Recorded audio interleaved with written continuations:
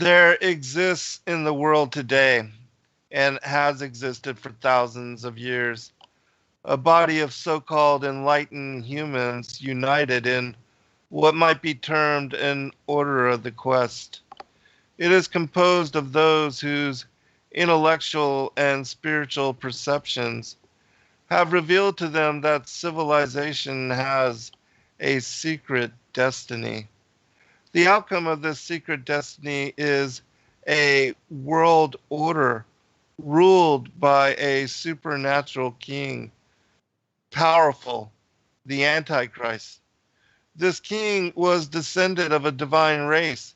That is, he belonged to the order of the illumined. For those who come to a state of wisdom, then belong to a family of hero perfected human being. Welcome, friends. I'm your host, Zen Garcia. This is Secrets Revealed. That was a quote by Manly P. Hall, The Secret Destiny of the World.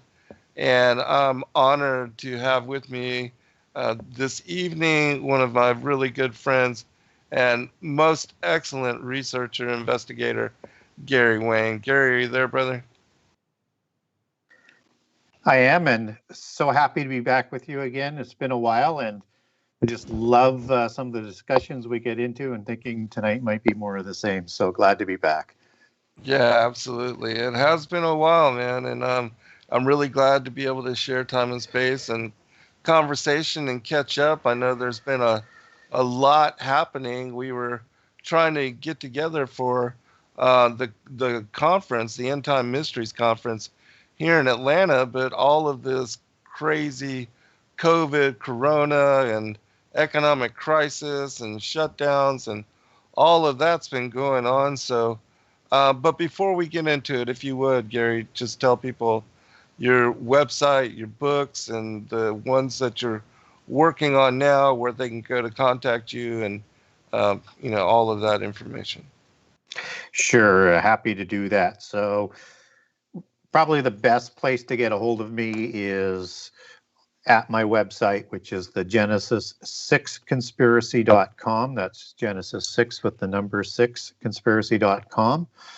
And on there, I've got an email. And for people who do want to get a hold of me on the email, you can get a hold of me at Genesis6conspiracy@gmail.com. So just remember the website and then put gmail.com on. And you can ask me any questions that you want, or ask for a document or whatever. And on the website, I also have a generous excerpt of all 98 chapters of the Genesis 6 Conspiracy book. And there's also links to buy a signed copy there, and over to Kindle version for digital, or Amazon.com and BarnesandNoble.com. So lots of ways to get a hold of the book, and get a hold of me is on the website. Also, I'm on Facebook still. I was looking at some other sites, but they seem to be coming down. So, and other ones I'm not too sure about. So still on Facebook under Gary Wayne. And I am hooked up to Twitter, but I haven't used it in a while. That was one of the sites I was trying to move away from, but I'm still on Twitter, and we'll see where we go with that. So, but definitely on a search to add a few more social sites, but any of the ones I've kind of signed up on and put some work on, is just not much activity there, and some of them aren't as secure and free of foreign influence that I would have liked. So still looking. Mm-hmm. Yeah, well, one of our good friends, Sean Griffith, he works with Kingdom in Context, and they are working on putting together a platform called Lighthouse, which should be released shortly. And from what we understand, it's like a YouTube, Facebook, Etsy, and marketplace, and video, audio, all that all together. The key, though, is to be able to ensure you have a server, because Amazon and Google basically control the servers, right? So, and that's what happened to Parler. True that. So if you don't have a server, then there's going to be issues. But I would hope that there would be a lot of people that would be starting to look at, say, hey, look, here's the market size that they're trying to shut down. and we're going to start up our own server platforms and Mm-hmm. allow all of these other social media sites that want to go to a place where you can have, free speech and not be afraid of whatever the political correctness word of the day is, Right. which is hard to keep up with because they make it up as they go. So yeah, hopefully that happens. Yeah, and I agree with you that this is something to start investigating because of the serious, as far as the condemnation and also uh, the censorship. It's crazy, but this is the world we live in, so got to deal with Well, it and try to adapt. yeah, and I was listening earlier today on the Tucker Carlson show, and he had the owner of Twitter on there, and he's basically saying, hey, this is just the beginning, and if people think that it's going to be over right away, it's not. They're just getting started. So Right. hard to know how far they're going to go, but they seem to be marching in wedlock with the mainstream media and with one major party that's all on the left Right. side that is Yes. seemingly giving them what they're trying to do is, I think, is have absolute control. They want to have sort of this veneer of democracy, but it's really totalitarianism. So they're Right. recreating the Chinese and the Russian model here. Mm-hmm. Yeah. Yeah. I mean, we are really at the Brave New World, 1984. All the world's a stage, and control, manipulation, and orchestration, problem, reaction, solution. It's all in our face, and all the people that used to make fun of alternative truth thinkers and seekers, call us conspiracy theorists. I mean, even they now realize something's not right with what's going on. Yeah, that's a word I've been hearing a lot in the last 6 months. That Yeah. even people just say something's not right about it. I'm going, come on, shake your head. Like, what, Right. you need to open your eyes. You need to start asking some hard questions. It's more than something's not right. Something big is going on, and Right. it's coming fast. It's Yes. unbelievable how it's ramped up with the open door ability that COVID has brought around, and they were able to test what they could do on human rights with the Mm-hmm. COVID aspect, and now they're just going to broaden it. So, I mean, you Right. can expect to see that they are going to do shutdowns over anything that they declare apocalyptic. But in the meantime, they're going to shut down anybody who disagrees with them. So Right. we'll see where this goes, and how far they can push, and what the pushback is going to be. What I'm afraid of, though, is that typically you would say, let's wait for the next election and get out there and vote. But I think we've got pretty good understanding that the voting situation is not as secure as it ought to be, and Right. and the outcome is basically determined in the evening when they shut down key locations and decide how many votes they need. So Yes. it's Exactly. it's hard to know what the pushback can do on this. And I'm not saying not to push back. I'm just saying we're in uncharted waters in terms of what our generation is used to seeing, and in uncharted waters with all the other things that go on in the world in terms of the technology that's around today, the way the world works today, the march for globalism today, and a global nationalism that they're trying to overlay onto the world.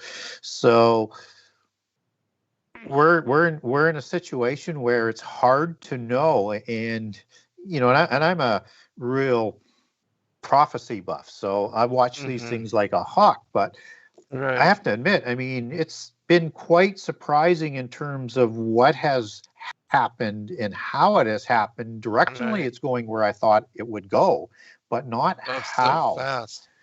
and so fast. And that So fast. the Right. the extraordinary left, in terms of how far left when I say extraordinary, has control of all of the major corporations. They have control of the banks. They have control of the oil companies now. They have control of the energy industry. They have control of the media. They have control of the universities. They have control of the judges. They are everywhere. And Yes. and it's hard to know how long or how even possible it is, how far we can push them back. But I think if we get out there and role model and are visible in the role model in numbers, that we're going to at least show that this is not going to be done easily, and we're not going to go away quietly in the night unless they've got total sort of Gestapo police out there and shutting everything down and taking people off sort of one at a time.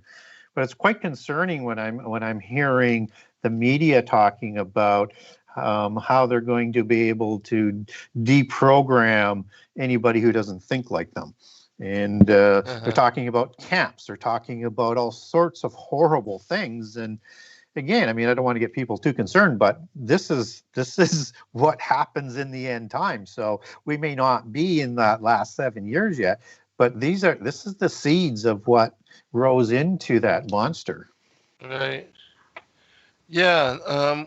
Which is why I wanted to open with that particular quote. And it also leads into the work and the topic that you wanted to cover this evening with regard to Mount Hermon and, the fall of the angels and how all that really set up the mystery schools and the secret societies and was the origin for all of what we are now contending with, because these agendas have been groomed, orchestrated over thousands of years.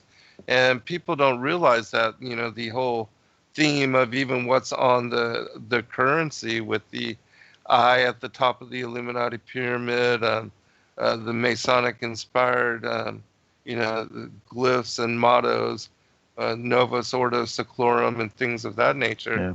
Yeah. I mean, this is a spiritual war. Yeah, everything that is theirs, they have taciturn symbolism and iconology that reflects it, and or right. Written names. Everything they do is hidden in plain sight because they think most people aren't smart enough to understand it, and that only the adepts will understand their allegories and their imagery. And that they think they're so narcissistic that they think they're so powerful that they can do anything that they want to do. So, yeah, do they control the money? Sure, they control the money. They put their symbolism on it. Do they control the banks? I mean, all the banks, a little bit different in the modern buildings today, but they used to be all done in that sort of Greek architecture, right? Just as, the temples of Greece and or the round domes of some of the other countries, and you have that in all the government buildings, you have that in all the universities, you have that in all the courthouses. They put their imagery in there so that they make their claim, and they know people aren't going to challenge that. But there's a difference though being able to have the power to do that and do the power that they're trying to move on today is quite a bit different. And what they're trying to do today is they're trying to bring things back to the Atlantis of the Atlantean antediluvian period, in how they would look at things from a polytheist window. And that would have 10 kings over world government, right? That's in partnership with this mystical religion.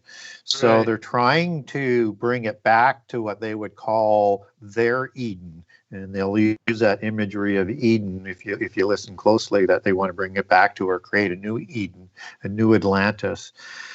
And this all begat, as you talked about, about 6,000 years ago on Mount Hermon. And on Mount Hermon, they swore an oath, the fallen angels I'm talking about. We're not 100% sure that the angels were created there or whether all of them were created there. We only know the oath was created there. But certainly in some of their Gospels, in the Gnostic Gospels, they would talk about Sodom and Gomorrah as being areas which are very close by as to where they planted the seeds of the giant, both before and after the flood. So, it doesn't really matter if the 200 first created them all on Mount Hermon, or that's just where they swore the oath. The important thing is they swore an oath of mutual imprecations. And if you look at secret societies and mystery schools and mystical religions, they are initiatory, ritualistic, allegorical, secret organizations, and you have to swear an oath in those organizations. So if people start to understand what they're want to know what they're talking about when they talk about as above, so below, the people who are swearing oaths in these organizations are carrying out the government, the religion, and the organizational structure of the prince of this world, Satan, and his fallen angels, who make up the pantheon of gods that they worship. And it all starts with that oath. And they usurp everything and they pull it in. It's like the secret societies in modern times, they pull in, and probably had a lot to do with, because they controlled the elite, the nobility, and the educated at the time of the translation of the King James Version Bible. But the secret societies use that Bible to swear their oaths upon. I mean, it's just, and they use that in courts to make you swear an oath to tell the truth. And yet, in the Christian perspective, we're told that we ought not to swear an oath. That if we do, we ought to be very careful, because we're going to be held accountable for those things, and that we should not just let our word be our word and do as what we say we're going to do, and not swear to it, because you're going to be held accountable for it. But this is where it all begins, is on Mount Hermon before the flood, and they create these Nephilim in the generation of Jared and Noah, depending on whether or not you're reading the Bible or First Enoch. Both time frames are accurate, so it doesn't really matter which one you use. But they created these giants who usurped the kingships around the world, and they partnered with the Queen of Heaven, the mystical religion, to control those empires. And these are the bloodlines that set up the whole nobility. The complete nobility, both before the flood and then again after the flood, they do the same thing, is made up of their extended families. So it's all of the bloodlines. And they established this feudal system both before and after the flood, where you have the mundane humans, who are the servitude class. And some of them may rise up to a small merchant class that was held right through to the last few hundred years, except for what's happened in the West. And now they're trying to reel that back. They don't want to raise up the standard of living with everybody around the world. They want to lower the standard of living so that everybody's equal, a very small merchant class. And then you have the bloodline and the wannabe bloodline elites that are going to control all of the businesses of the world, all the governance of the world. So this whole thing is starting to come full circle and in line to what you're talking about. And so when we look at Mount Hermon, we need to understand that Mount Hermon is probably the most famous polytheist and holy site in the world. And there was all of these temples that were set up through history, whether or not it was Roman temples or the Pan Temple, or there's just numerous temples that were set up there. And it's a place where Jesus went to talk about and preach at, and basically, I think, announce to the gates of Hades, the rock of the gods, that he was about to change everything, that their battle was going to be lost. They just didn't know how they were going to lose, because they didn't anticipate the crucifixion. And as Corinthians says, if they did, they wouldn't have crucified him. But what's going on here today is, then if we're going into the end time, and it's going to be like the days of Noah, which is an overarching sign that follows the fig tree generation, which is an overarching sign of the signs of the end time that Jesus gave to the disciples in Matthew 24 and Mark 13 and Luke 17 and 21. it's going to be more than just being godless. It's going to be more than just some violence. It's going to be all the days of Noah, which is exactly the words that were used by Jesus, which were used and recorded in Hebrew, one recorded in Greek, one recorded in Hebrew in Genesis 9:29, where all the days of Noah were 600 years before the flood and 350 years after the flood. So we need to understand what happened if we're going to understand what's going to take place in the end time. And what's important about understanding that Mount Hermon played a big role both before and after the flood, and I think the Baalim and the gods of Baal, the plural, the Baalim, which are talked about in several different sort of countries and nations around the Middle East after the flood, I think that's the council of gods that take over after the flood. And if there was a second incursion, like I think, then those ones were replaced like the antediluvian ones were, and they were all put into the abyss. And so you have other angels that would have taken over, and that council is still there with Satan at the head. And today you would expect that Mount Hermon's going to come into play if it's that important to them. And that's kind of why I wanted to talk a little bit about Mount Hermon tonight. So the first thing you kind of notice is that, you know, Mount Hermon is located on the 33rd degree latitude parallel, which is obviously a number of the secret societies, as in the Scottish Rite of the 33 degrees of Freemasonry. And then there's a UN operation on Mount Hermon that most people aren't all that aware of. And this is where it starts to get, I think, a little bit interesting. And it's called the UNDOF, which is an acronym. It's UNDOF for the commission. And it's 75 kilometers long and it's 10 kilometers wide. And it's the largest manned UN operation in the world. Wow. And that is at, yeah. And so that is at 33.243 through where their Hermon Hotel runs through. And they've got 14 deployment positions there. And this oversees the Golan Heights, or actually rolls into the Golan Heights, which is the most strategic place within that area of the Middle East. And who controls the Golan Heights controls whether or not Israel survives or not. And the Golan Heights is where Gilgal Raphaim is located, the Wheel of the Giants. And it's known by a few other names, like, Wheel of the Spirits. And there's some Arabic names that are used for it as well. And this is an ancient holy site that, is kind of almost like that picture of Atlantis that you see on the internet, but it's sort of in a circular sort of rings in it. And it's thought to have had like over 100 dolmens, and a dolmen's a portal, Dolmen, if people want to Google it. And this is the place in the Ugaritic texts that are talked about, which I know you're very familiar with, is where the Rephaim and thought to be the same sort of transliteration word for the Rephaim and Baal operated out of, and King Og operated out of.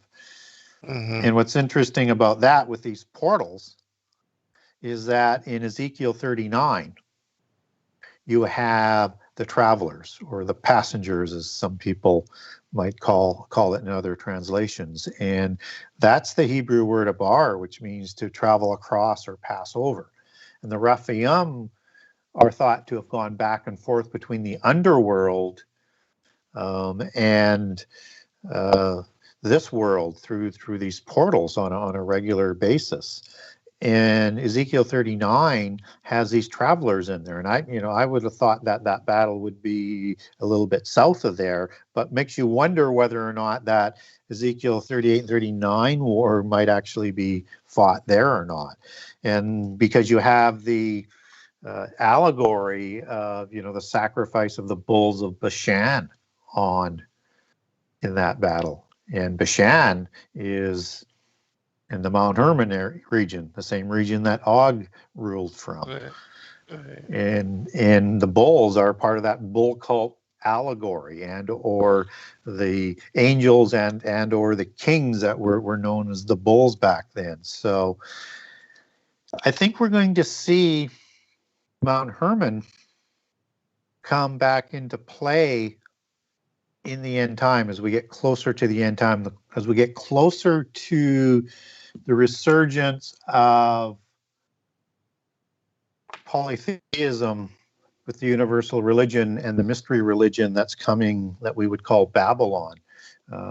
That's described in Revelation 17 in the New Testament, and described as Babylon and other allegories within, all throughout the Old Testament. So I think we need to be ready for this taking over and ever increasing presence of what's going on at one of the most volatile intersections in the whole world for the cause of war. Well done, Gary. We'll be right back, everyone.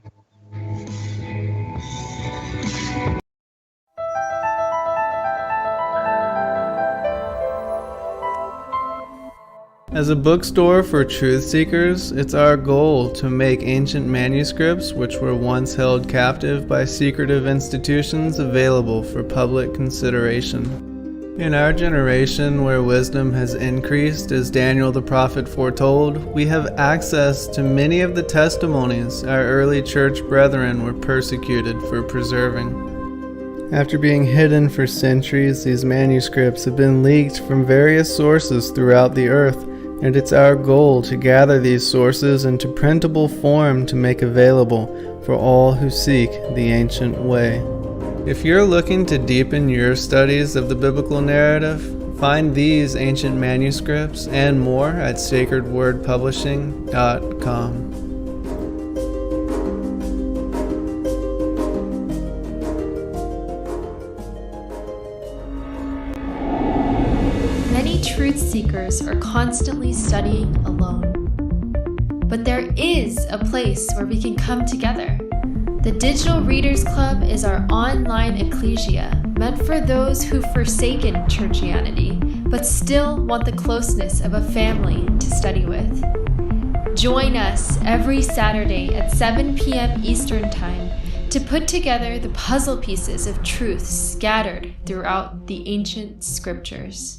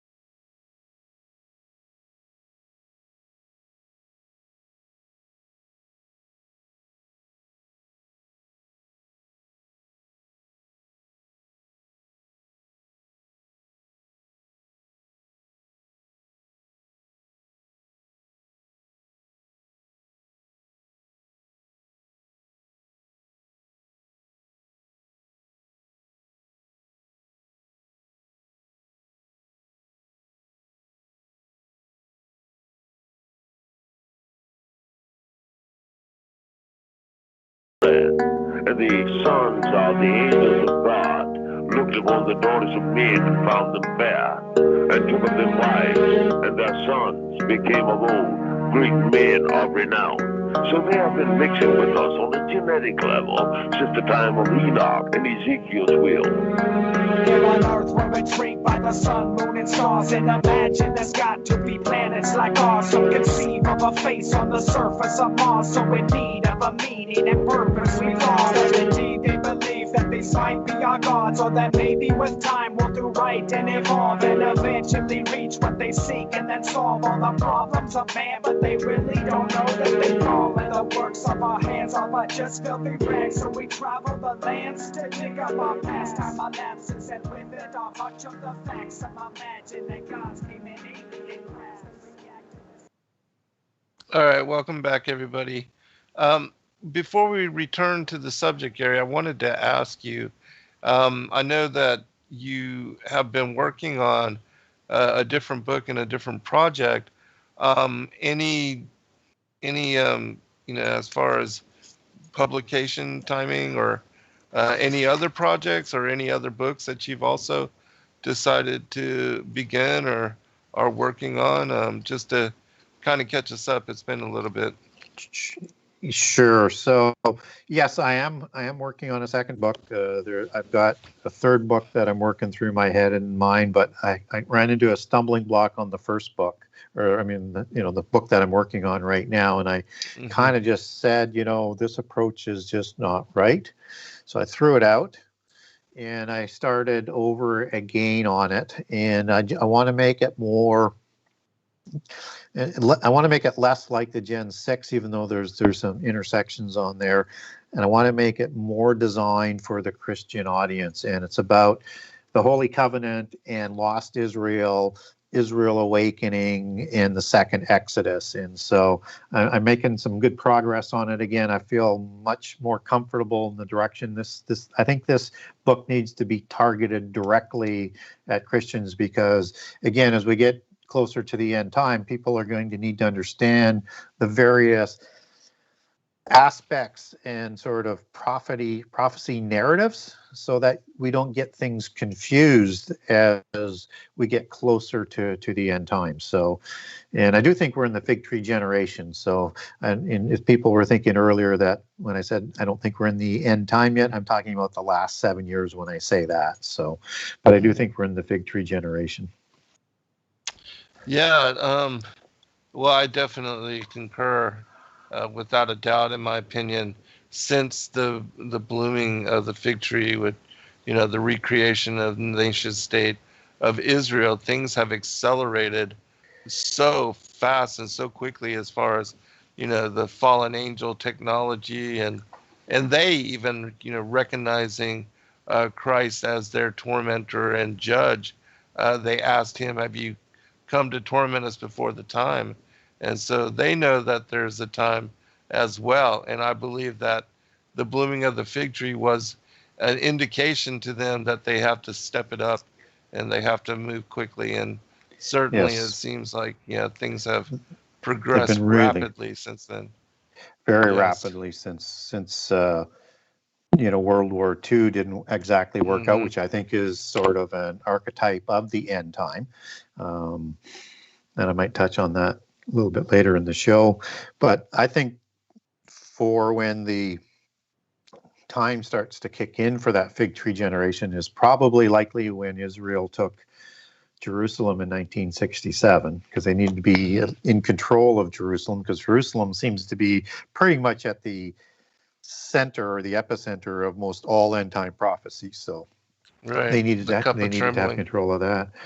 But the thing is, we don't know how long a generation is. And I remember doing a show with you several years ago on the fig tree generation. Yes. And if people haven't heard that, I think they should probably go look it up. It's a very, very good show. But the thing is, we don't know how long a generation is. Is it 7 years as in the Psalms, or is it 120 years? Or 80 years by strength, or 120 years as set down in Genesis 6:3, right?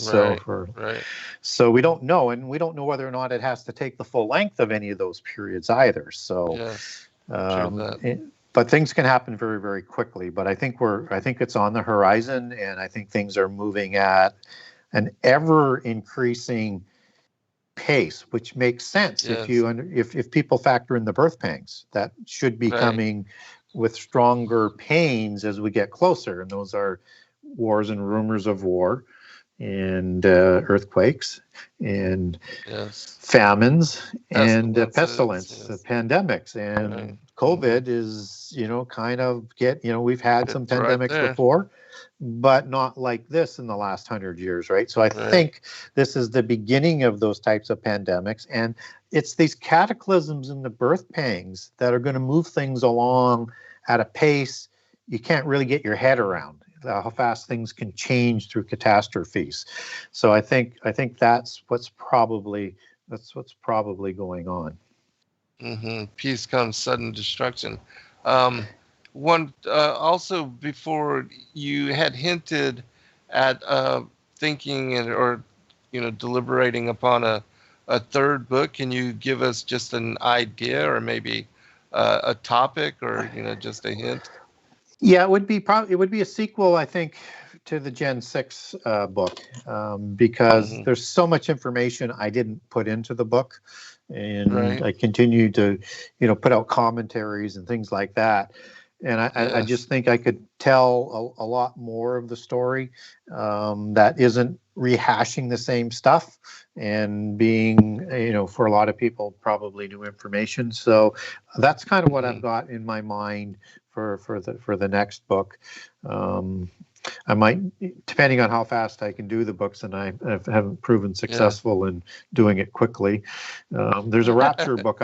There's a rapture book I'd like to do as well. But I've got probably like 15 books on my Right. list. But I'm trying to imagine which ones I want to do. So, but I want to get this project done first, and I'm really working hard now to allocate time to spend on it. And I do need a lot of time to pull all the information together and have it make some sense. So, Right. Possibly connection to, what's happening now, as far as the modern age, with all the unfolding and the push, because it seems to be, now on the horizon more so than ever before, and certainly people are recognizing that. Oh, absolutely. And so, certainly on the second Exodus book, it's going to look at a lot of things in relationship to that.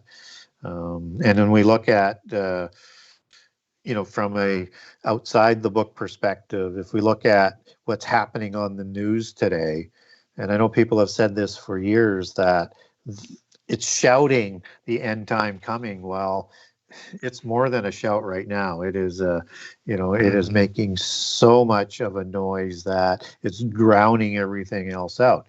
Having said that, there's still pushback, right? It's still not working as fast as what as they would like, and I think that's because the restrainer is still here, and I think we all have to always understand that the end time can't come until the restrainer is removed. So that is that is the key. Yes, and I think that could come. I definitely think that that's going to be part of the, the wrath of God poured out on the wicked and those not written into the books of life. That certainly the restrainer will be removed at that time. But yes, in slow degrees, leading up to that as well. So.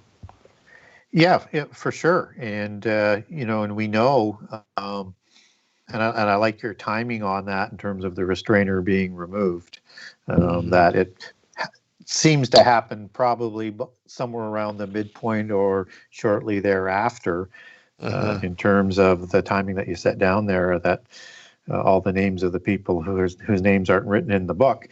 Having said that, the ones who don't worship Antichrist and Satan, as I know you know, they have another resurrection that's coming and the reward for the millennium to rule with Jesus. But we do know that, if you look at Mark and Luke, as it talks about wisdom and it talks about the Holy Ghost or the Holy Spirit, depending on which translation you're using, they're there during this tribulation of the saints that's recorded in Revelation 7. That so if people who are on the side that it is the Holy Spirit that is the restrainer, then they have to. You would have to view Jesus' chronology of events as sort of topical as opposed to a linear event, which of course doesn't make any sense because of the word says and then, and you've got the abomination in the middle to give you the marker and a reference to Daniel. So that does, for me, I understand that the topical perspective, but it doesn't really sort of match up to what's written there. So you have the restrainer still seemingly there. And then you also have Michael, if you're a fan of Michael being the restrainer. And of course, Michael fights against Persia and Greece in the Book of Daniel and the beast empires. He doesn't stop the beast empires from coming, but he fights against them. So he won't stop the 10 king empire from coming in the end time. But what he does do is he prevents Antichrist from taking power and achieving the end time before the time of the Gentiles and the time of Israel has been fulfilled. And the time, as I like to say, and I really love that you mentioned the Book of Life, until the time of all the names that aren't to be erased from the Book of Life have a chance to choose God. Right.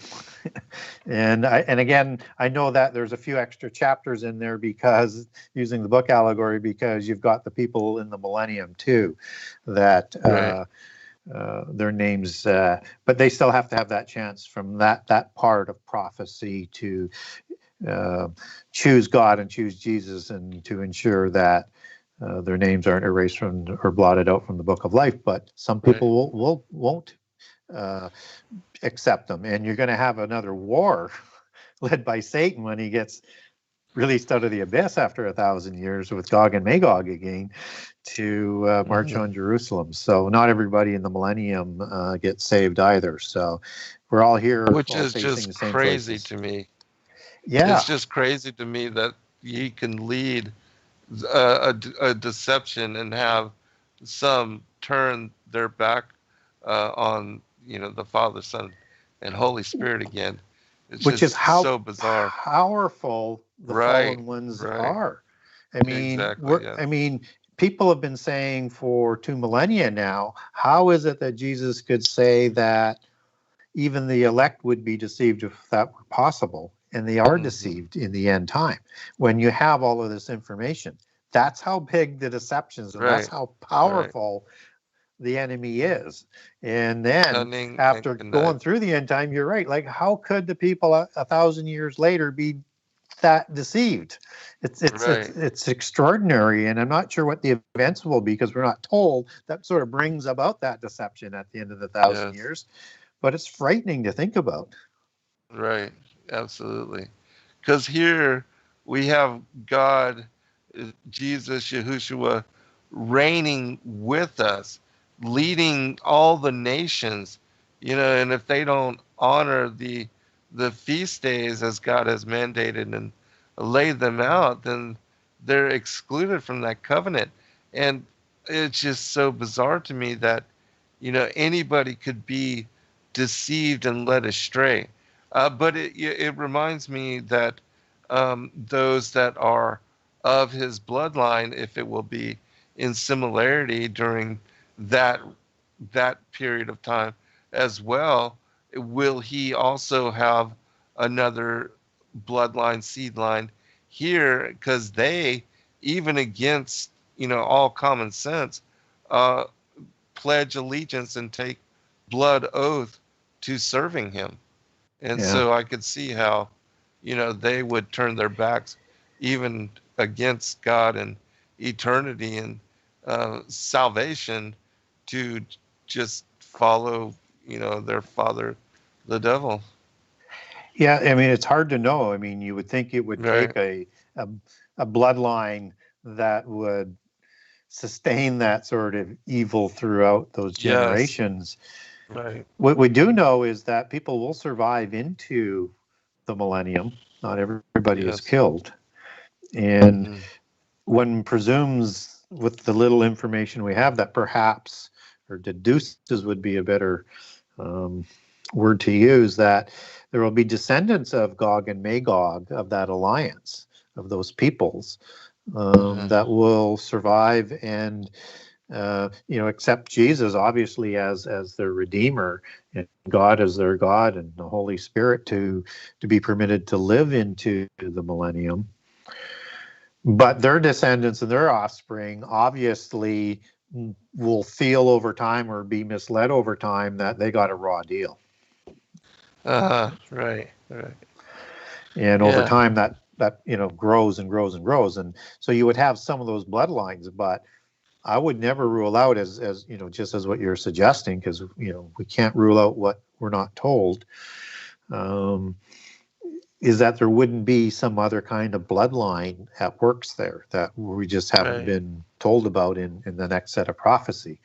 But one would also presume that the people who live in the millennium will receive additional prophecy as to what's going to happen. Right. Yes. Yeah, absolutely.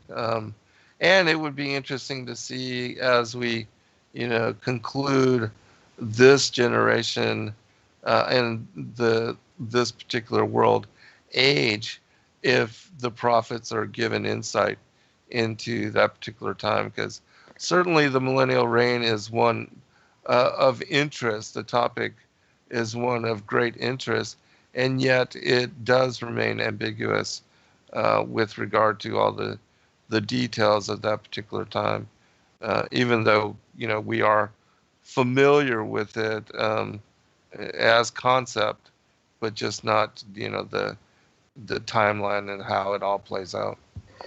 Yeah, where we have very, very few details on it, but we do know what will happen. And the big thing is what has to happen first is really the significant set of events, and that's almost like the I'll get the word out yet, the denouement process, that this is kind of the climax, but because things are done through free choice, for us to have to choose God, just as the immortal angels have to choose God, and obviously some didn't, you have this thing playing out now with the rule of the Word of God amongst us, and all the good things that happen in the world in stark example as to what happened in the past.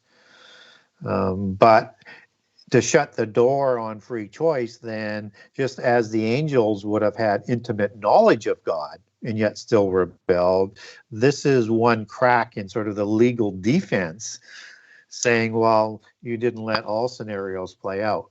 1,000 years lets that last scenario play out and free choice play out, and let those free choices convict everybody, and then every possible option has been covered off in terms of not following the way of God leads to destruction and war and horrific things. Yes, chaos and disorder and disintegration, diminution, all of that. Yes, I agree, but let me turn it back over to you. I want to give you a chance to follow up and continue with the Mount Hermon concept and to lead it into where it was you wanted to take the show. Yeah, and I'm going to be moving forward into a whole new area on it fairly quickly. I just have a couple more details I'd like to throw out for the audience to ponder. Is that I was talking about the Ugaritic texts, and there's a word that is used in KLU 1.13 in a fertility incantation for Baal to create new demigods because of infertility and issues like that. And again, I wonder whether or not this is getting to be the point, because Baal is now in the abyss as a post-Diluvian god who is seemingly in charge, at least from the Canaanite perspective and the biblical perspective. But in that incantation of the fertility ritual, is we get introduced to this word, and this is with the goddess Anat, HRM, because they didn't have vowels between the words, and that's the root word for Hermon. And that's the first time it's seen in the Semitic languages. And so we know it's post-Diluvian because it's Semitic, and it's the first time we get the root word for Mount Hermon, which kind of means in the root sense taboo, forbidden, impure, also consecrated and dedicated. Again, going to that oath that is sworn there by the fallen angels. But it's also the root word for accursed and cursed, as in harem, charam, and basically leads you into an extended set of words that produces the curse and the oath that comes out of Mount Hermon. So you've got that initiation, you've got the rituals, you've got the word Hermon, you've got the root for it, and then what's very interesting is that Hermon isn't the only name that is used for Mount Hermon in the Bible, which is very odd. A couple I get. You get Shinir and Sirion that are used for Mount Hermon that other peoples like the Amorites you know call Mount Hermon Shinir, for example. But there's another one in Deuteronomy 4:48. And it is calling Mount Hermon Sion, S-I-O-N. Now, this is not the Hebrew word Zion, which is number 6726. This is a completely different word, and we're not told why it's called Sion. And one of the things that's important to understand on this is there is a maligned secret society called the Priory of Sion, which is thought to be the inner group of the founders of the Knights Templars, who are the patriarchal source organization of all secret societies today, and were the adepts and the princes and the kings of Europe at that time. And there's, by the way, I do have, if people want it, I have a document that shows several documentations of this order in this time frame and throughout the centuries thereafter. So this organization actually existed, but it's important to know because it's important within the secret societies. And this Mount Sion has some interesting sort of connotations to it in terms, of its meaning. So Sion means, and this is the Hebrew word. I'm trying to remember the number. The number slips me at this point, but it basically means lofty in the peak summit of Mount Hermon, and that's 7865. And it derives from SIE 7863, which means excellent, elevation, loftiness, allegorical for pride. And what's really interesting about that is that's what the angels were, is they were lofty, they were proud, they were the Shemayim, the heavenly ones. I am being the plural of Shema for heavens, I am is the plural, and used in the sense of the angels of heaven. These are the lofty ones, the Shemayim. That is also the root word for renown, as the men of renown in Genesis 6:4, which comes from Shem and Shemayim, Shem rooting out of Shema and Shemayim. And the Nephilim were of the lofty ones, just as they were famous. So that's why it's got two meanings to the word that you get the understanding coming out of it in Genesis 6:4. But it's this word of Sion that is important. And there was a title that was crowned within this organizational structure and bloodlines of the kings that go back to the Nephilim.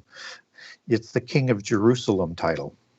And the King of Jerusalem title, in their belief system, in their history, They rely on the Bible for this, but it is their inheritance right. And in the time of Joshua, Jerusalem is awarded to the tribe of Benjamin. So within their scion of bloodline, scion is engrafting in other noble bloodlines, and they like to get all of them signed in because it sort of creates that level of hierarchy within the cult of the bloodlines of the royals. You have the Benjamite bloodlines scioned into these bloodlines. And so the three major ones for the bloodlines of the Templars that I'm talking about are de Paon, de Bouillon, and Anjou. And the Anjou of Lorraine, which is where also de Bouillon and de Paon royal realms were as well, and families in control. And in 1118, they crowned Baldwin II, who is the third leader of this organization at the center, the King of Jerusalem. And that's crowned at the Abbey de Notre Dame de Sion. We'll be right back, everybody, for a second hour. We'll pick it up on the other side.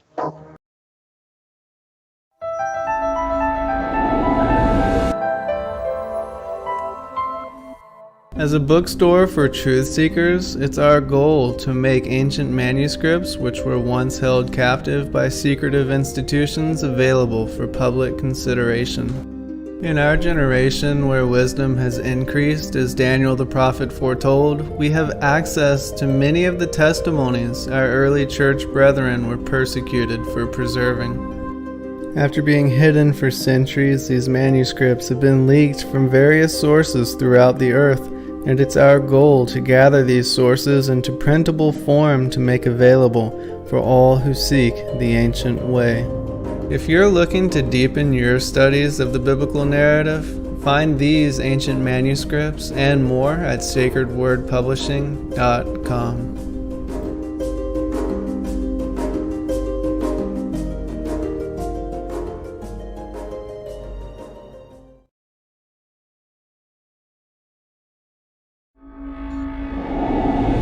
Many truth seekers are constantly studying alone.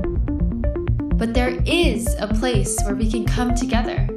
The Digital Readers Club is our online ecclesia meant for those who've forsaken churchianity but still want the closeness of a family to study with. Join us every Saturday at 7 p.m. Eastern Time to put together the puzzle pieces of truth scattered throughout the ancient scriptures.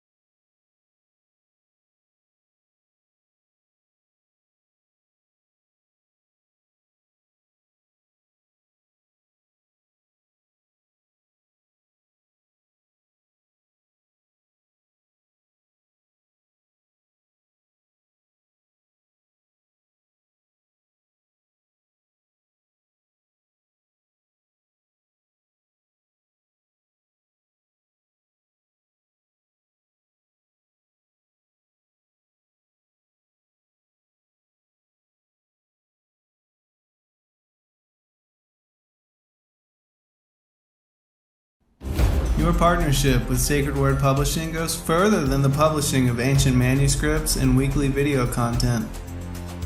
You also make a huge impact across the earth in orphanages in Myanmar, India, Uganda, and Kenya.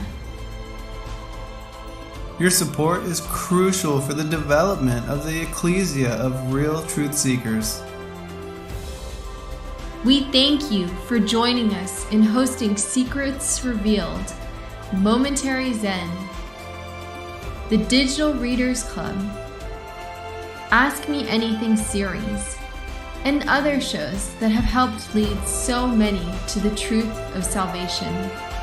become even more involved, please visit patreon.com/sacredwordpublishing, where you can partake in exclusive, interactive, patron-only content and help us continue shining the light of love in this darkened world.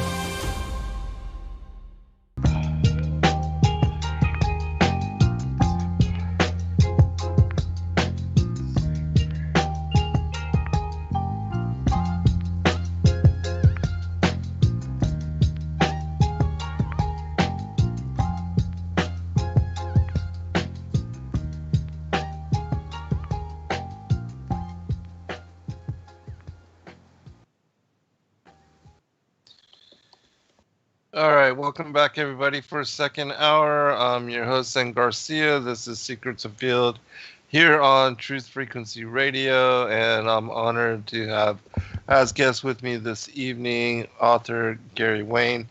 Gary, I'm turning it back over to you. You were mentioning the Notre Dame Priory or something of that nature.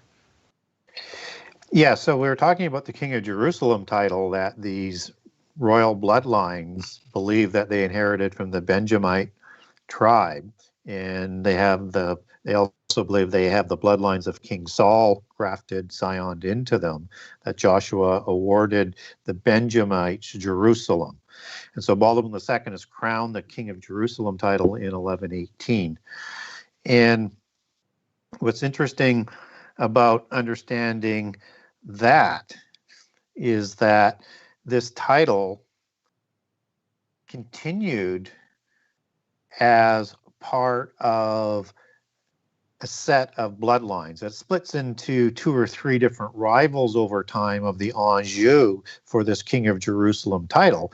But the linear start that has controlled the actual title as opposed to the rivals goes through the Lorraine region that marries into the Habsburg Lorraine dynasty. So the Anjou, de Bouillon, and de Péan bloodline that have this King of Jerusalem title goes over to the Habsburg Lorraine dynasty. And then the Bourbon family has inherited that through intermarriage and how that title moves forward in terms of who they believe should hold it. And so King Philippe of Spain holds the King of Jerusalem title today, and he inherited it from his father, Juan Carlos. This is the title that they want to crown their Messiah, what we would call Antichrist, with the King of Jerusalem title in the temple in Jerusalem once he takes power. And so when we understand that these bloodlines are important to understand as we look at end time prophecy and the seed of these bloodlines, it's very, very important. Understand that term royal, that they like to call them, royal. A-L would be an alliteration of E-L for angel or a god, just as I-L and several other transliterations. But royal, roy would come from king, R-O-I, and it comes from Latin for reg for king, French rof and roy for king as well, and rex out of Latin is a derivative for the French words and rule. Words like realm, regent, viceroy, rich, regulate, rule, and Reich, as in the Third Reich, all extend out of that word for the bloodlines of the royals, the kings of God, right? That's what they're calling themselves. Another name for them would be Rex Deus or Rex Deus. And I want to read a passage out of the Psalms that just sort of fits in with this. And then I'm going to move into some unicorn information in terms of Mount Hermon, if I've got time to do that. But I wanted to get this one in. So Psalms 21, 8 through 13. I won't read all of it, but I'll read a couple 3 verses that'll sort of make the point. So starting in 21:9, it says, "Thou shalt make them as fiery oven in the time of thine anger. The Lord shall swallow them up in his wrath and the fire, and shall devour them." So we're talking about the end time here. verse 10, their fruit shalt thou destroy from the earth, and their seed from among the children of men. For they intended evil against thee, they imagined a mischievous device, and which they are not able to perform. So they're going to try and rebel, and they're not. But that seed is going to be destroyed from the face of the earth. And I'm thinking that's the sort of the royal bloodlines of that seed. But we'll see. We'll have to wait and see how far that goes. And that all makes sense with Daniel 2:43 from the King James Version Bible, where you have the metallic empires and the fourth empire of, or the fifth empire of that extension for the end time has 10 toes, and those toes are 10 kings, and it clearly says that the seed of those beast empires, understand these empires are the royals. They are the beast empires for a reason, as they're described in Daniel 7, because that's the same beast empire that produces the end time empire and the Antichrist beast empire, which is the eighth. But it says in Daniel 2:43 that they shall mix their seed with the seed of humankind, to paraphrase it. And so you have this bloodline. Whichever mix of that serpentine bloodline you want to figure into that, this bloodline that comes from the fallen angels, that's the seed, that's the fruit and seed that Psalms 21 is talking about. So it's important to understand this, that this isn't just theory. This is backed up by the Bible. It's backed up by what the spurious forces are trying to do. And that's where this whole ideology of the Stuart Kings come in, who are the ones who made the King James Version possible by King James of England when he took over the throne. But it's got in his coat of arms the unicorn, and he's the unicorn dynasty. And understand, he's part of this royal bloodline, complete with the Nephilim and Rephaim as divine representatives of the polytheist gods and the council of gods that is talked about in Psalms 82 of the 70 nations and Deuteronomy 28. They have their divine right to rule for those gods on this earth. That's what they believe, and that's why King James wrote an apologetic book called Demonology that is absolutely bizarre, but that's another rabbit hole I won't go down right now. But he had the unicorn, or it was put in for him, this word for a wild bull, which is the Hebrew word rem, not this unicorn that people have this imagery of today, that is this playful little horse. In reality, in polytheism, it's this giant horse with this big single horn that could gore an elephant with that horn and slay it with one gore. It was the horse that the Nephilim kings rode into battle. It was the ideal animal for battle, with several different colors, but mainly white on the body. So that's the imagery. And the reason why it doesn't show up on the ark, this is just a little extra, I'll just throw it in there, it's because I don't believe it's a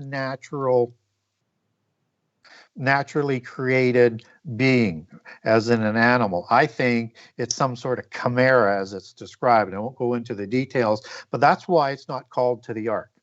So when you see imageries around about the ark, and you got these playful little unicorns, and they missed the ark. They didn't miss the ark. They didn't get called because they were part of the corruption of the earth and the manipulation of DNA in the plant genome that corrupted the whole earth, which we're just now catching up to on the technology.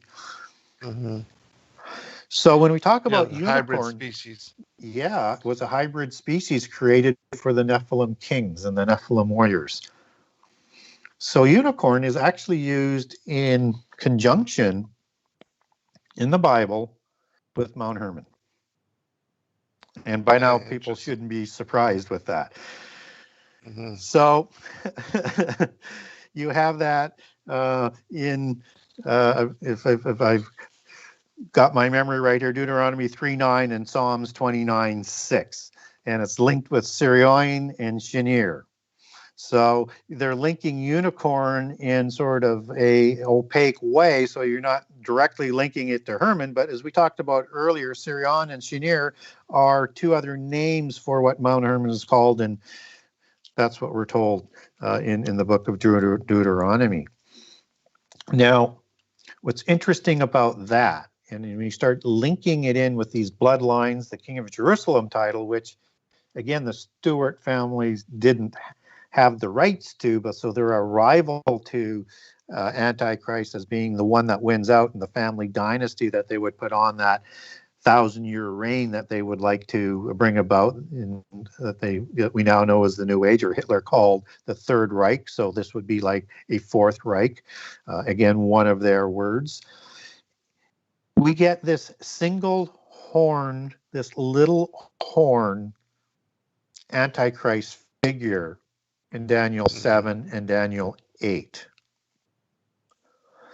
And this is the unicorn imagery that it lines up with. So anywhere you see unicorn in the Bible, and it's only used something like 9 times, it is to further the bloodline imagery and allegory for becoming the ruler, the Messiah, as they would call him, but Antichrist, as we would call him, for the end time.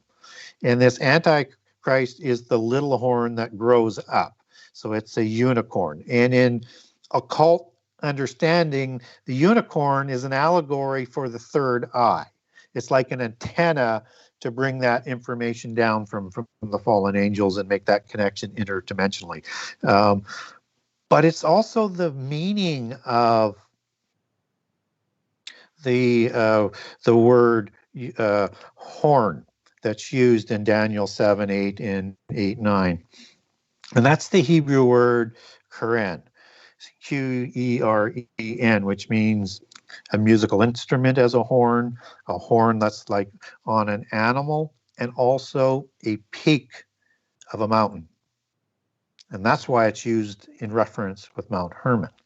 And that's the meaning and the allegory that they're trying to overlay. And this is the Antichrist figures, and I don't know who the bloodline will be to produce Antichrist. There's several rivals, as I mentioned, but this will be a bloodline of the serpent angels, of rebellious angels who created Nephilim and Rephaim, that is going to, if they get their way, claim the King of Jerusalem title at the abomination.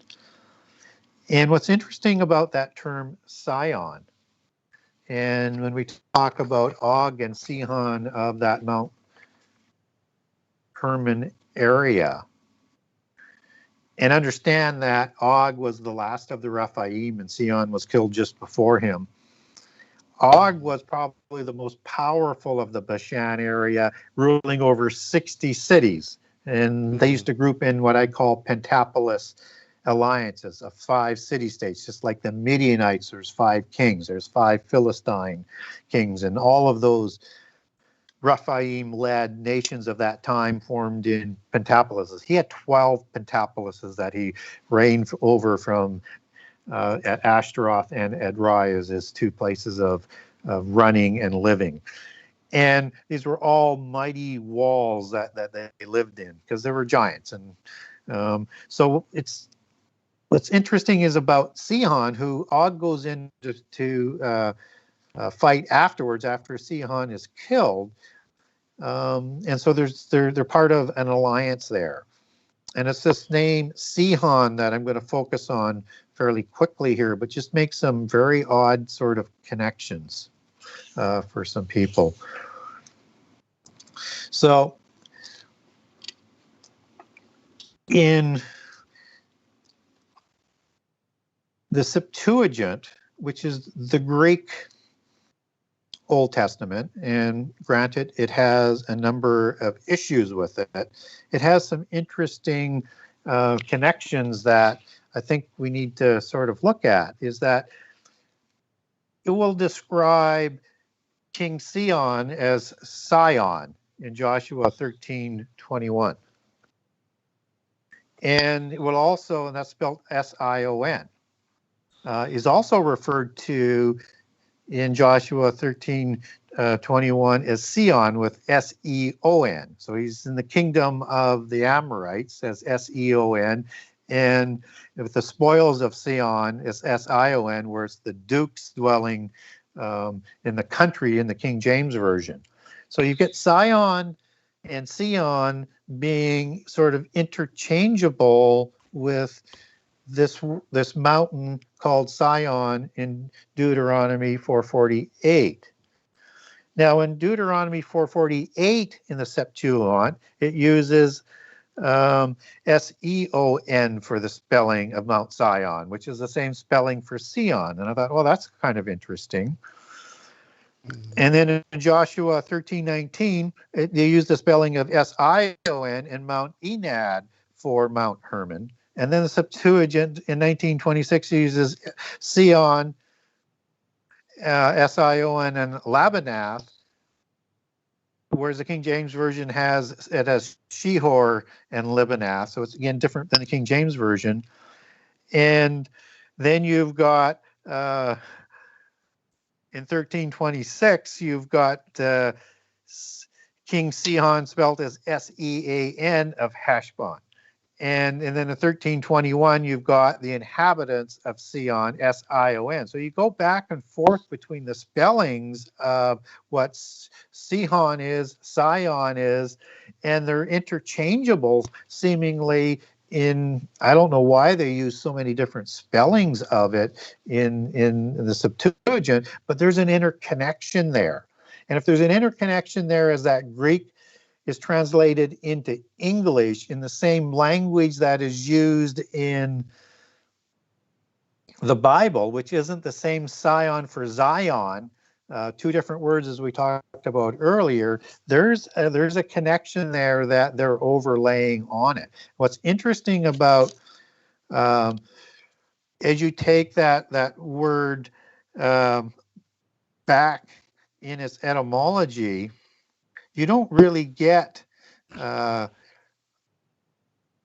meaning for it unless you go back to the word Sior, which is different than the Sior, which is, I won't go into it at this point in time, but Sior, which is also used for Mount Hermon, goes back to a Venetian word and comes out of Latin. And it means master and lord, and it's rooted in the word for senior, which goes back to that meaning for Baal. So there is a strong connection here in terms of how they use double entendres and different kind of variations of the meanings to use throughout their organization and the allegories within their bloodlines. Remember at the beginning of the show, I talked about all of this taciturn language that only the adepts understand. This is what I'm talking about. And so we have to understand that they hide it in plain sight, was what we talked about. And with all of this importance on those words, they are going to essentially conflate Mount Zion in Jerusalem with Mount Hermon as Sion. And they're also going to take over Jerusalem. And I think they're just going to place their organizational structure and their government and their religious center in Jerusalem in the end time.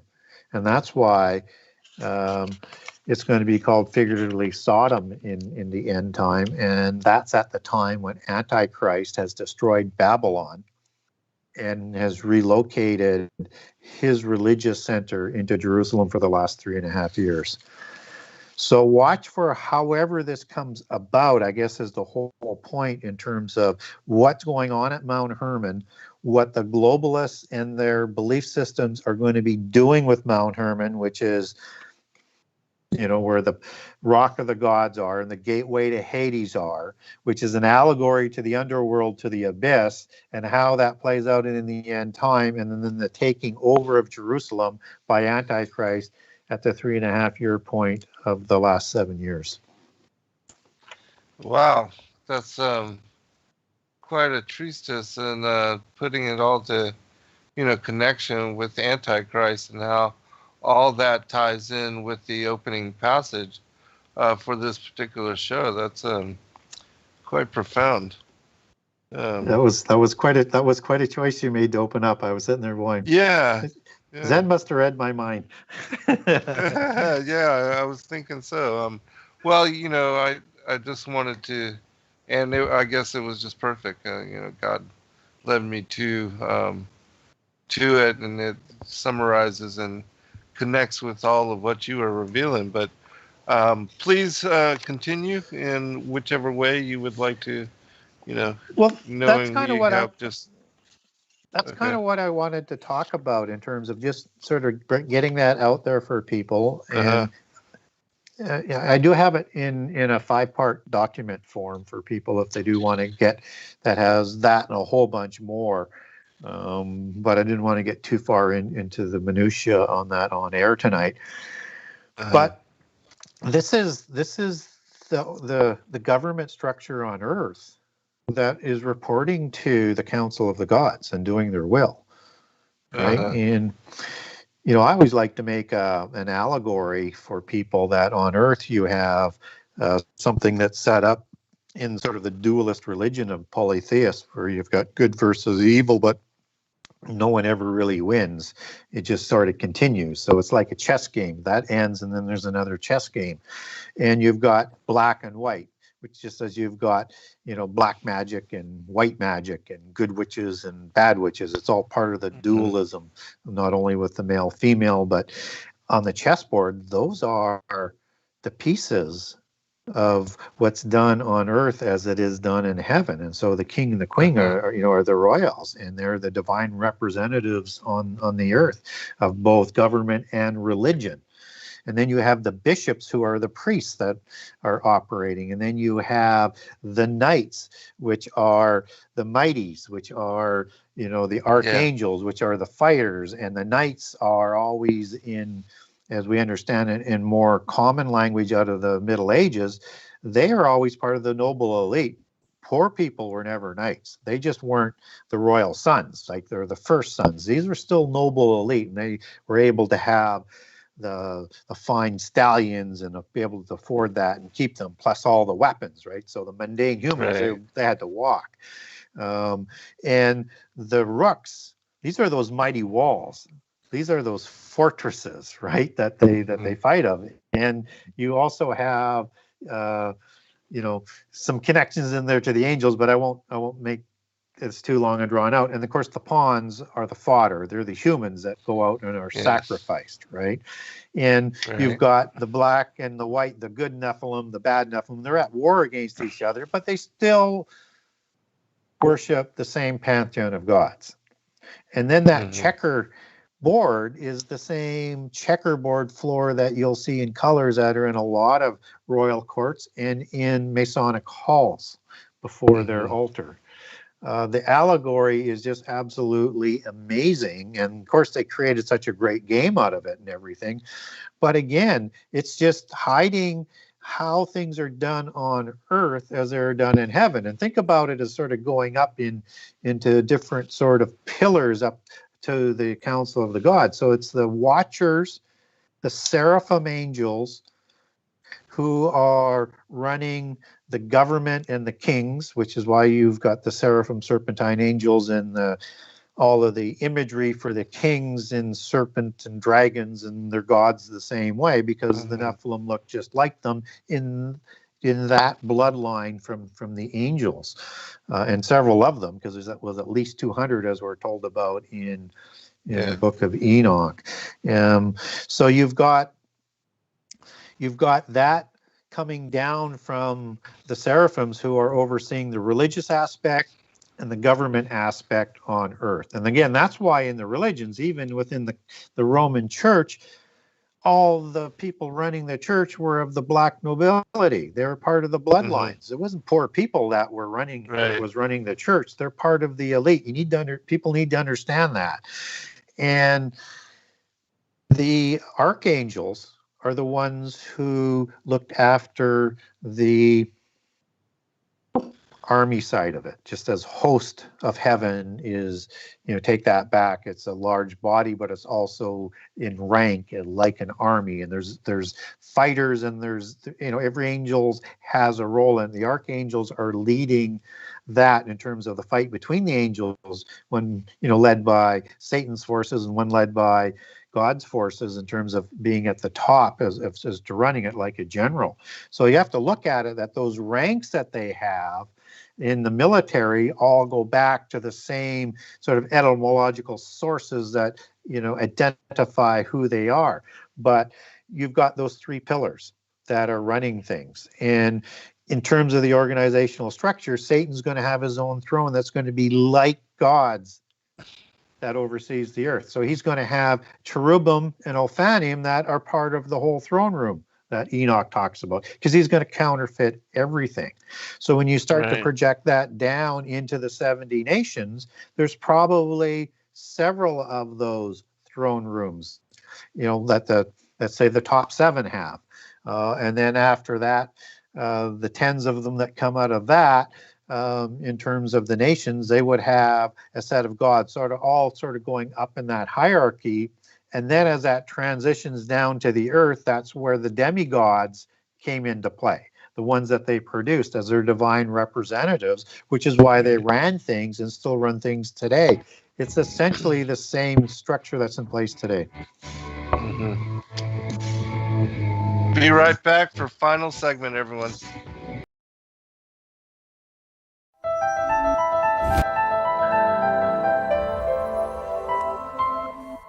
As a bookstore for truth seekers, it's our goal to make ancient manuscripts which were once held captive by secretive institutions available for public consideration.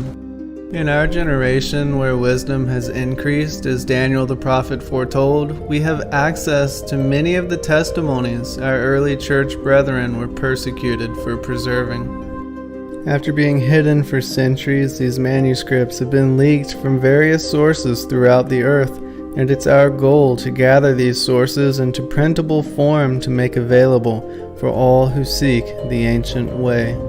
If you're looking to deepen your studies of the biblical narrative, find these ancient manuscripts and more at sacredwordpublishing.com.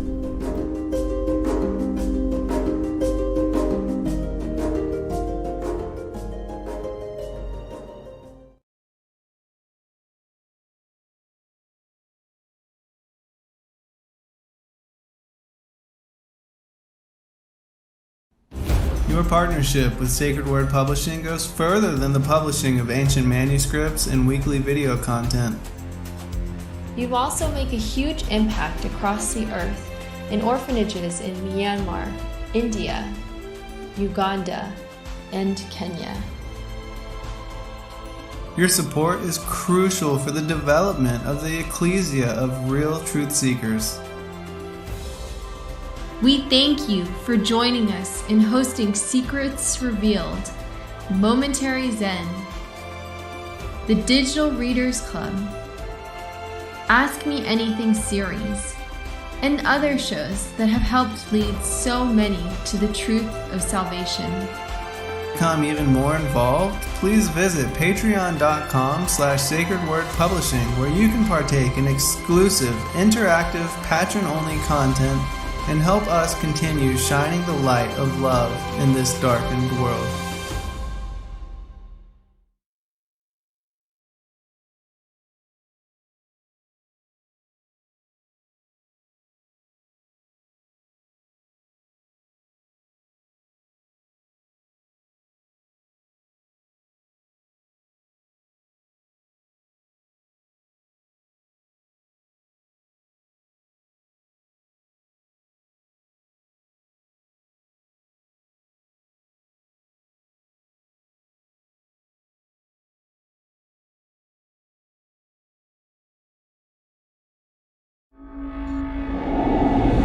Many truth seekers are constantly studying alone. But there is a place where we can come together. The Digital Readers Club is our online ecclesia meant for those who've forsaken churchianity, but still want the closeness of a family to study with. Join us every Saturday at 7 p.m. Eastern Time to put together the puzzle pieces of truth scattered throughout the ancient scriptures.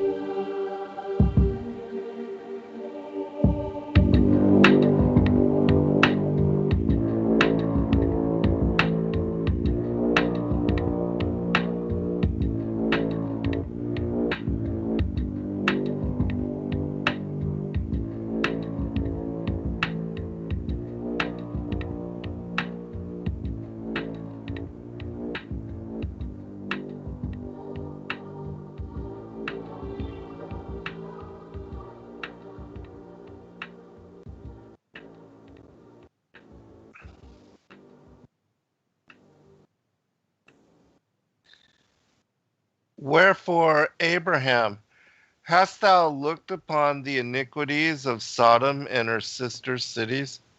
For they have provoked the Lord with their abominations. For 4 times in each year they gather together to sing and dance before their idol gods. And when they are dancing, every man layeth hold upon the wives and daughters of his neighbors, and lieth with them, and this they do without authority from God, which thing is an abomination in his sight.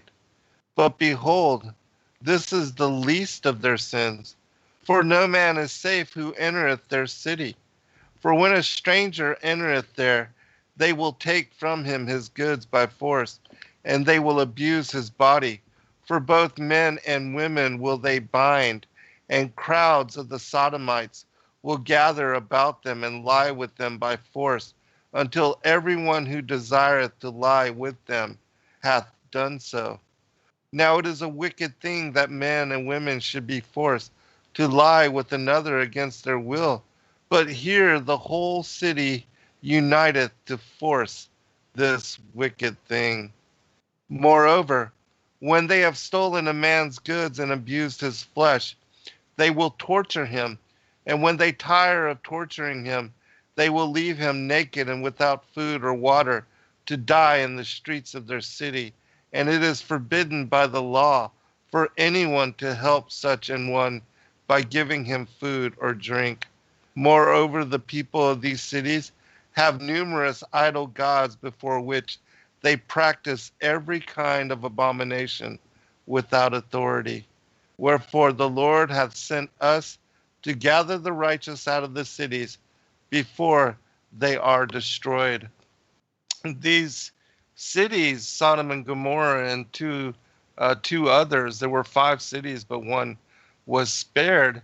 These are the cities that lied in the plain of Shinar and that were ruled over by the giants and the fallen angels, and they practice all this abomination and they normalize this abomination.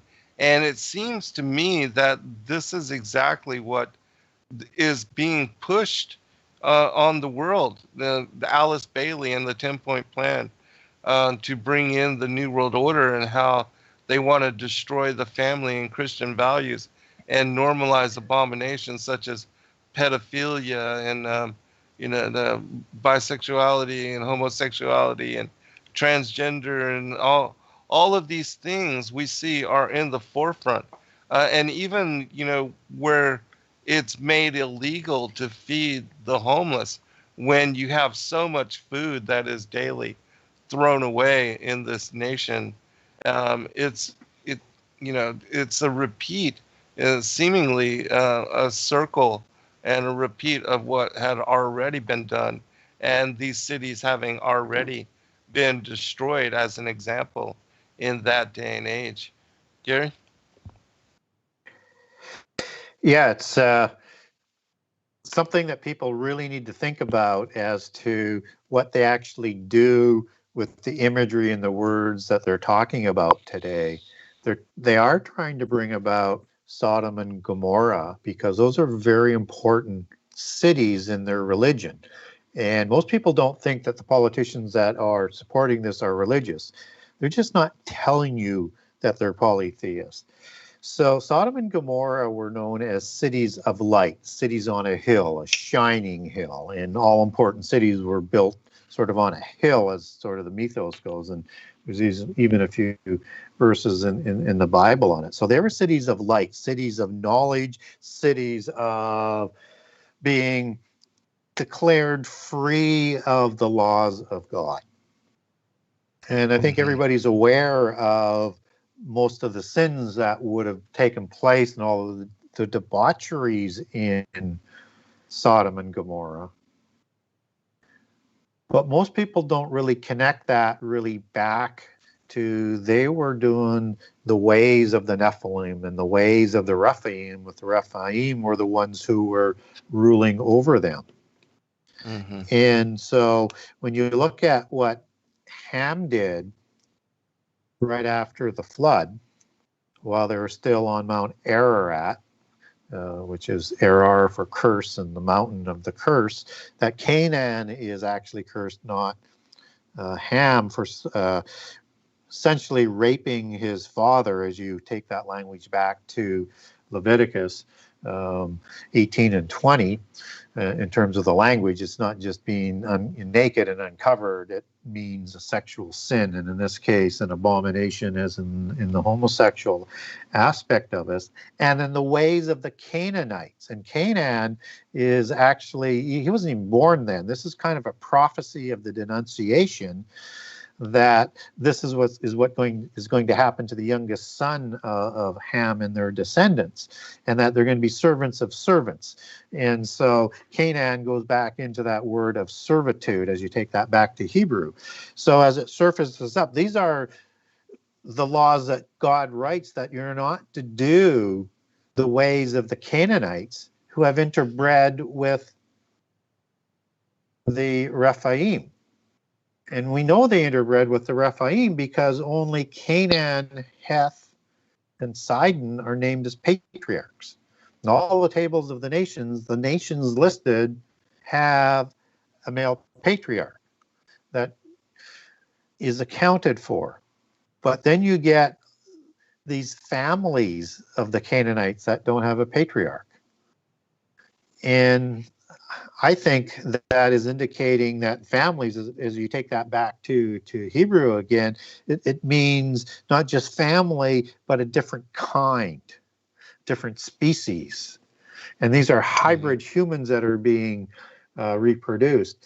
And so the Canaanites were intermixed with that species. So that's part of the sexual things that God is saying to the Israelites that you shouldn't take part in, but also it's going to talk about lying with a man. And again, that is thought to be a typical debauchery of the Rephaim and the Nephilim before that, before the flood. And what's interesting is you get talk about that in legend, but you don't get a whole lot that you can sort of put your hands around. And we certainly don't get in scripture that it says the Nephilim slept with other Nephilim, male Nephilim. But you get hints of that level of debauchery in First Enoch, and also in Enoch, Book of Giants, where they're doing all of these horrible things to humans, female and male, and sinning against them. But there is another out there book, and it's called the Manichaean book. It's from the Manichaean sort of extension of the Book of Giants. And it's from the book of Lamech of Cain. And in chapter 8, it actually uses the language that Jude 1:7-8 uses in terms of strange flesh. So it says something like, that the men continually sought after strange flesh for gratification. And this is talking about the Nephilim in that book, the book of the Lamech of Cain. And then it uses the same language as is used in Leviticus in terms of describing this sexuality of uncovering the nakedness of their fathers and of their mothers. They did that as well. And so that's, again, if you look at the laws, so many of the laws that are provided for Israel, it's to be separated from the rest of the world that are ruled over and the doings of these Rephaim and the descendants of the Rephaim. And that includes all of those sexual laws, as well as things like, even as far as it applies for the Christians, when the Gentiles didn't have to follow all of the laws of the Torah based on the new covenant and who they are, because they're not separated as priests as God. They're going to be united. That all gets resolved into the future, in the future time. But the laws that the Gentiles only had to follow were don't drink blood, which is a Nephilim debauchery, not to eat food sacrificed to idols, Rephaim, Nephilim debauchery, and don't eat strangled animals, which they tended to do in a lot of cases at a lot of these rituals. So a lot of the laws that are written are specifically attributed to what the Rephaim and the Nephilim did. And I was so glad when you read that you connected the Rephaim as being with those people of the cities of the plain and of Sodom and of Gomorrah. That it all sort of comes together. So the Bible just is so perfect in how it is consistent, but sometimes you have to do a lot of work to put things together. Right.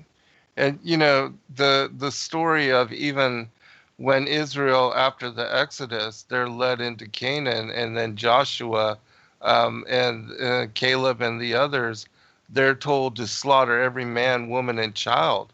And, you know, so many people that don't understand the origins of Hermon, or how the fallen angels and the giants, the interactions and their influence upon the people of those cities, and the kind of behaviors that they were, you know, practicing, and the kind of religion that was taught to them, that this is the reason. Not only were they hybrid and, you know, wicked to the core, but they were also efficient in magic, that they were taught all kind of sorcery and, you know, necromancy. And so this is the reason why. And yet so many people believe that, oh, how can God, you know, say, because isn't that just callous and unjust to wipe out every man, woman, and child? That's a homicidal, a maniacal type of creator. I can't follow a God like that. My God is loving and just and compassionate, and would never hate or, you know, condemn or judge. And yet they don't understand the context of the story and the reasons for, because, you know, the slaughter and the abomination is much like the flood, in that he was providing us a space, an environment where humanity would be safe to repopulate and to grow and to, you know, come up in safety. Otherwise, the giants, they being cannibals as well, that they ate the flesh, consumed humanity, and drank the blood of humanity, which is abomination, and thus why we see the prohibition with the covenant of Noah.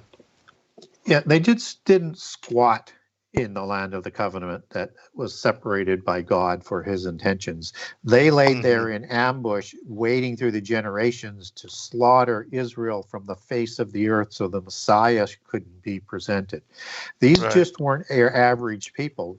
These were the Rephaim and the Rephaim hybrids that were offspring of them, and they defiled the land in all the ways of the law that Israel was told not to do and given in their law. And we get more than just those 10 families to understand who these people are. In Numbers 13:33, you get the two portions say, three portions of the report. You've got a description of the land, you get the Loyal Scouts report, and then you get the exaggerated aspect of the report in Numbers 13:33 that scares the Israelites for not entering in. But the accurate part of the details have the Anak or Anakim, and led by Sheshai, Ahiman, and Talmai as Anakim examples. And these are giants. I'll come back to that in a second. And you have Canaanites, and you have Amalekites, and you have Amorites, and several other names that are listed. These are people taller than the Israelites, and they all dwelled within these mighty walls, these mighty fortresses that I was talking about earlier in the show. It was talking about two different people. Now, in the evil part of the report, you have the scouts who are so afraid of these monsters that they saw and the power that they had, that they elevated them to the word giant. In this case, goes back to the word Nephilim. And Nephilim's giant only goes back to Nephilim in 3 times in the Bible. Once in Genesis 6:4, twice in Numbers 13:33, where it's talking about the Anakim, where these are the children of the Anakim and they're giants. But the Anakim weren't Nephilim. And we know that because in Deuteronomy 2, where they're described as giants, that goes back to the word Rapha and the I am male plural. But what the scouts who were afraid and were trying to intimidate the Israelites were trying to do is they were trying to elevate the Rephaim to even more scarier people, which were the Nephilim before the flood, because they were thought to be bigger, more powerful, and distinct some way, somehow, than the Rephaim after the flood. And this goes to the veracity of what the Israelites understood about those antediluvian giants as being real, and how much more scarier than these monsters were. And all of those details of what the Loyal Scouts reported is actually underscored by Moses 40 years later in Deuteronomy 1, before they start to head out to start to take the covenant land.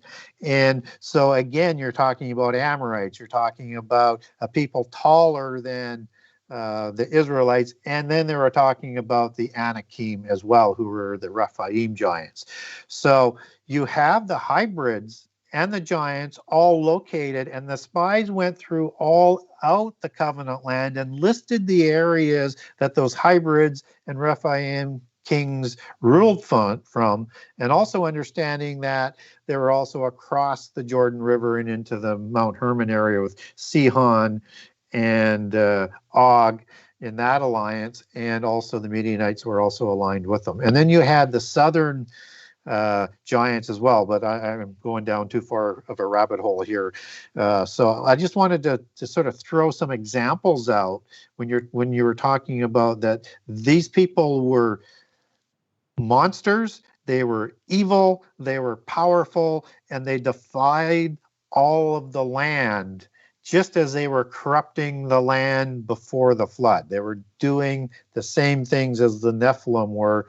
So when Israel came in, they were only doing to the Rephaim and the hybrids what they had vowed to do to Israel, and they were trying to eliminate them to purify the land. But unfortunately, they didn't finish the job, and it came back to haunt them throughout the years of Israel in the southern kingdom.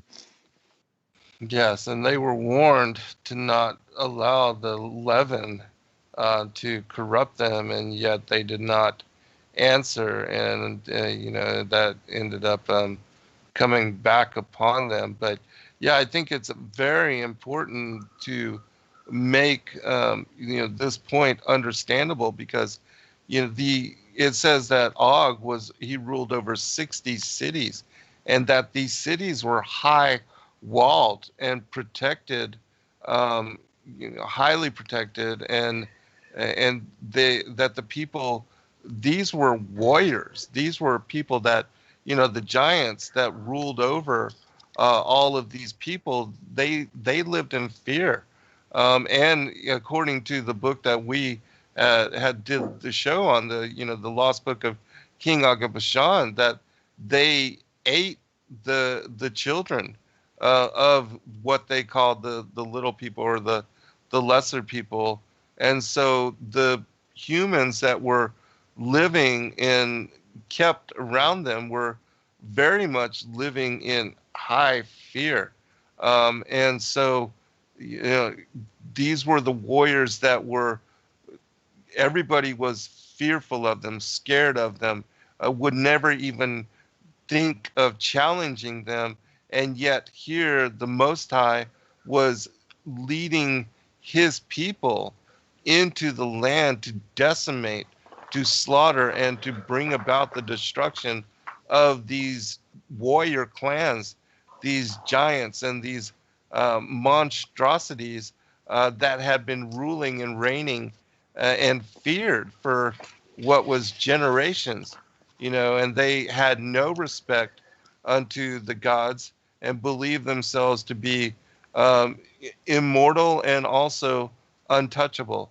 And yet God, he showed them, and through their example, that he is the Almighty, the Omniscient, the All-Powerful, and the only, God, the true God. Yeah, so just so that people understand what we're talking about and understand the antediluvian ones would have been bigger. We don't get a Right. size for Og, but what we do get in Deuteronomy 11 is that his bed was made of iron, because wood wouldn't hold his weight by the inference, but it was 9 cubits long by 4 cubits wide. And so cubit, standard cubit, common cubit would be 18 inches, 21 inches, sometimes a little bit less, depending on who you're talking to, would be the royal cubit. This was King Og, so he would be in royal cubits. But either way, that's going to make his bed 6 to 7 feet wide, made of iron, and 13.5 to 16 feet long, which means he's going to be somewhere between 13 to 15 feet tall. And he's... Mm-hmm. And in Isaiah 25, it talks about the strong ones, which goes back to the Hebrew word as, which is defined as stout. And the reason why that word's important is because they thought to have had a height to width ratio that was 2 to 1 versus the standard average for humans is 3 to 1. So they're 50% broader. And so these were muscular, fast, dexterous warriors. They were fleet of foot. They were powerful. They were strong.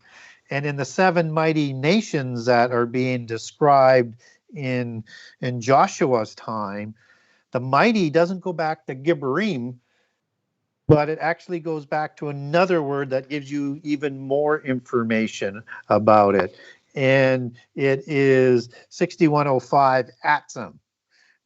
And it is rooted in a word that is related to it.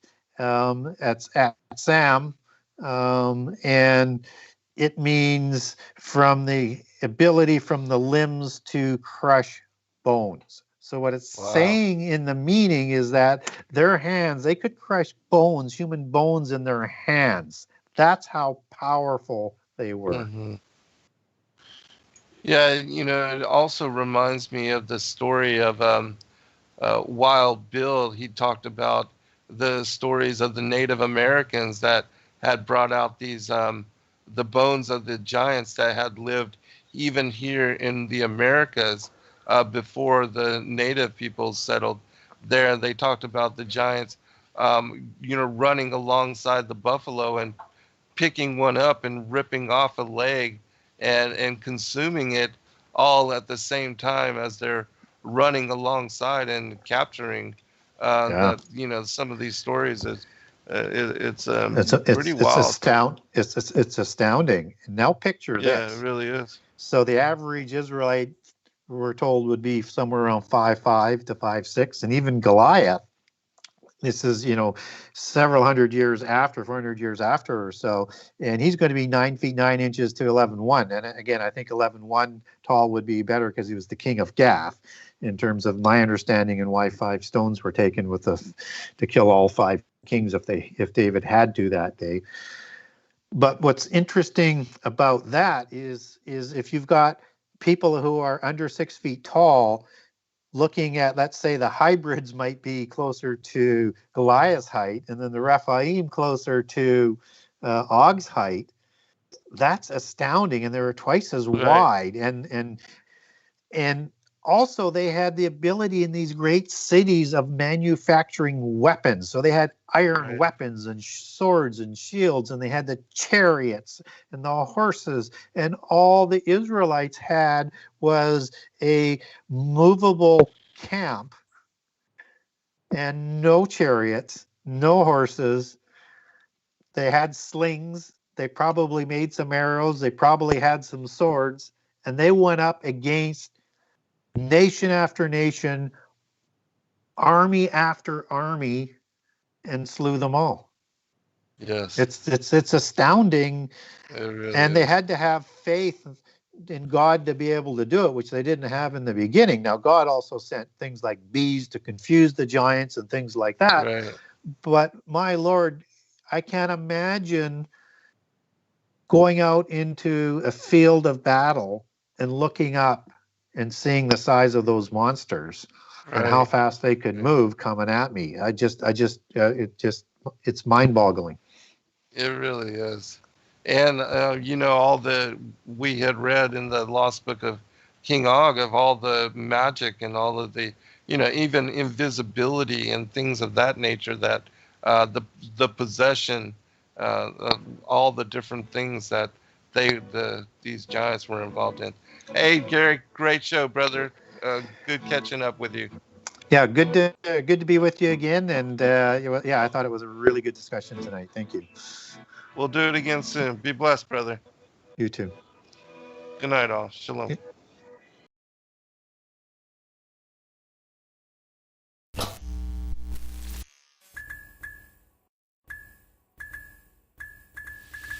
Thank you, everybody, for joining us for this video and this broadcast. We appreciate all of you, and thank you for your patronage. Please do like and subscribe and share with your friends. God bless all of you in your seeking.